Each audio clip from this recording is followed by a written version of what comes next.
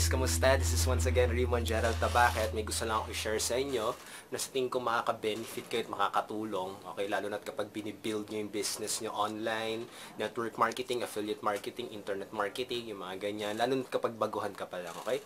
So ito lang naman, ang gusto ko i-share sa inyo ngayon is the thing that stops you, okay? The thing that stops you from achieving your goals, from achieving success, okay? Ano kaya yun? Okay? Ano kaya yung thing na yun? Actually, itong thing na to, okay? Actually, lagi ito nangyayari sa akin, okay? Lagi ko to naiisip, lagi ko to na-experience. Kaya tipong hindi ko nagagawa yung mga goals ko. Katulad, kung may kailangan ako usapin na prospect, okay? Hindi ko mini-message, hindi ko tinatawagan, hindi ko tinitext kasi may something na may nangyayari sa akin. Itong thing na to, kailangan ma-stop nyo to as soon as possible, okay? Nung nagpigil ko to, okay, doon lang ako nagkaroon ng resulta kasi yun pala, kaya nangyayari yun, okay, dahil dito, okay, sa thing na to. Ano ba kasi to?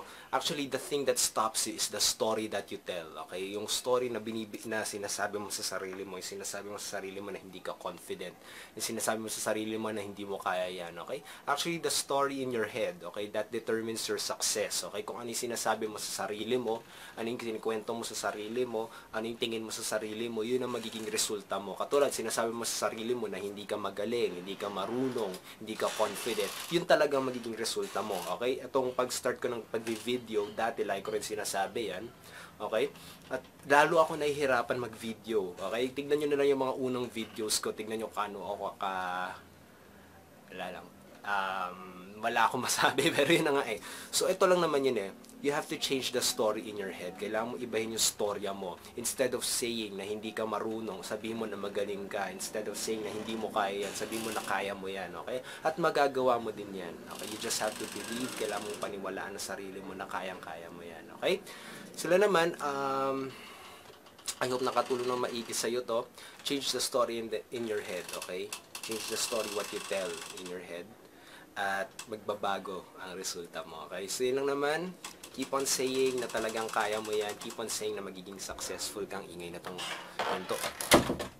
Okay? So lalabas lang naman ako ngayon, okay? At naisip ko lang tong value na to at gusto ko lang i-share sa'yo, okay? Baka kasi makapagbigay ng tulong sa'yo. I hope it will make wonders for you, katulad ng it made wonders for me. Instead of me saying na hindi ko kaya to, hindi ko kayang pag-video, hindi ko kayang pagkakausap ng prospect, hindi ko kaya ng pagko-close, naiilang ako. Sinasabi ko na I have to close this. Kaya ko to, okay? Kaya ko magbigay ng video, kaya ko magbigay ng value ng mga nalalaman ko, okay? Bakit? Kasi I'm confident enough to do that. I'm confident enough to say that kasi yan yung iniisip ko palagi. So, tignan mo na maigi kung ba't di ka confident. Baka siguro may mali ka pang sinasabi sa sarili mo, okay? Sila naman, once again, this is Raymond Gerald Tabaque. Hope you keep on learning and successful through the follow. You keep on investing in yourself. Doon mo mabibuild yung confidence mo at yung story na masasabi mo sa sarili mo, okay? Sila naman, ang bilis no.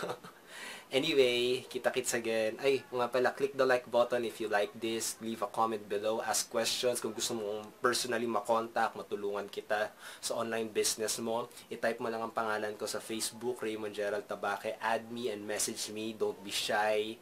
Usap tayo, tulungan tayo sa industry natin, and let's make wonders for others. Okay? So, yun lang naman. So, have a great day. Have an awesome day. This is once again Raymond Gerald Tabaque. Kita-kits again on the next video vlog. So, bye!